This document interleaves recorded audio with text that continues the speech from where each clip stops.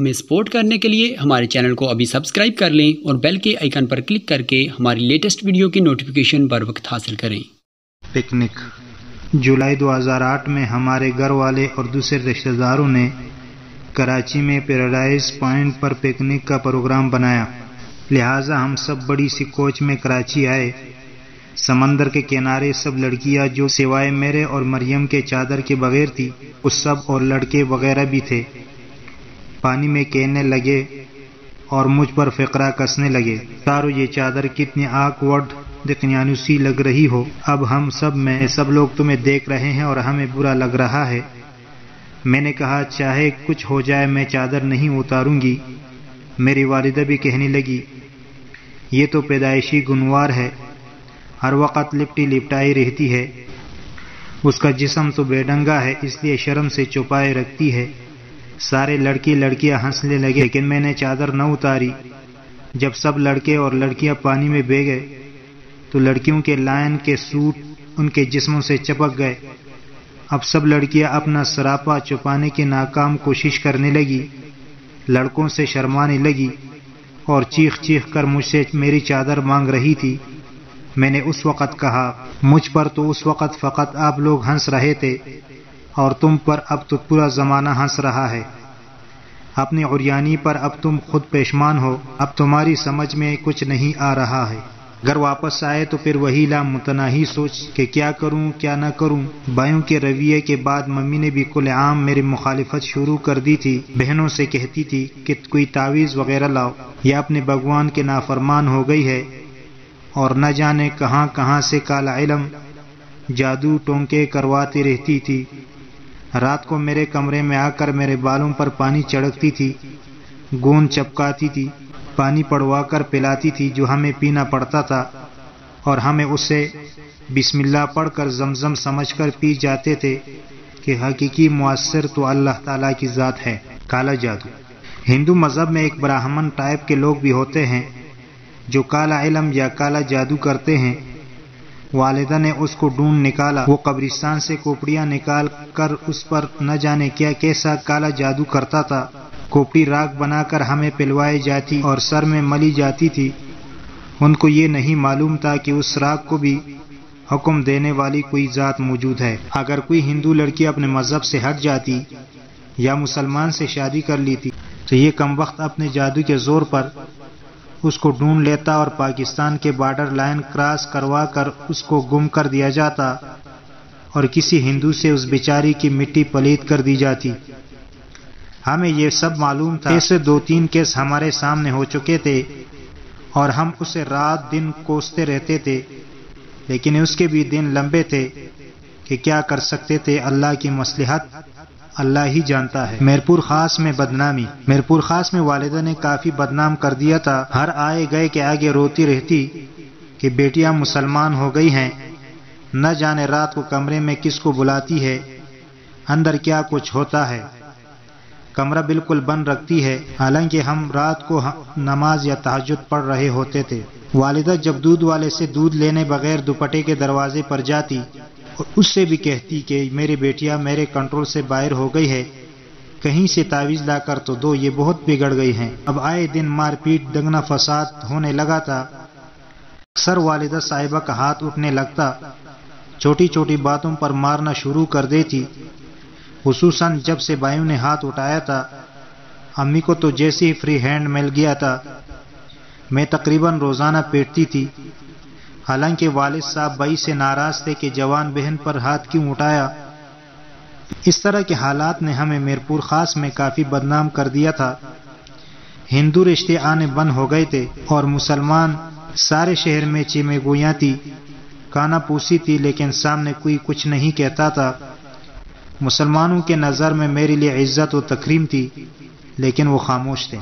تیسرا رشتہ والدین اور بھائی بہت پریشان تھے کہ کسی طرح رشتہ آ جائے اور یہ مصیبت ٹلے، ہم بہت بدنام ہو گئے ہیں۔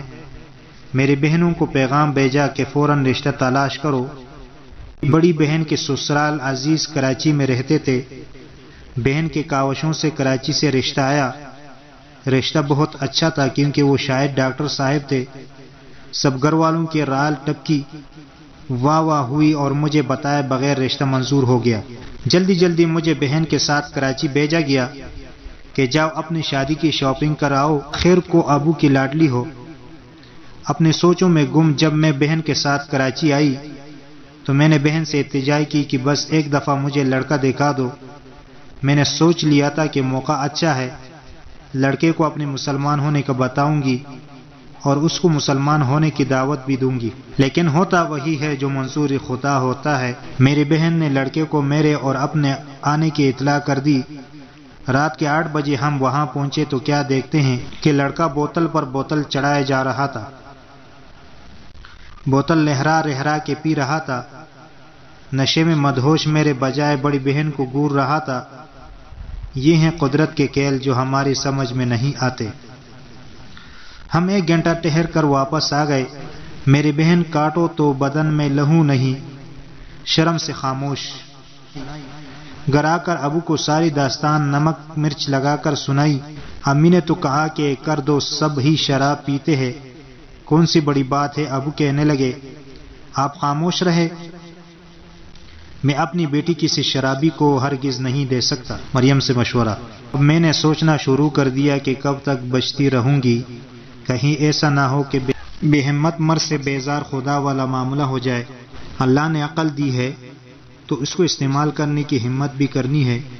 آخر میں نے مریم سے ایک دن کہا مریم یہ سلسلہ کب تک چلے گا؟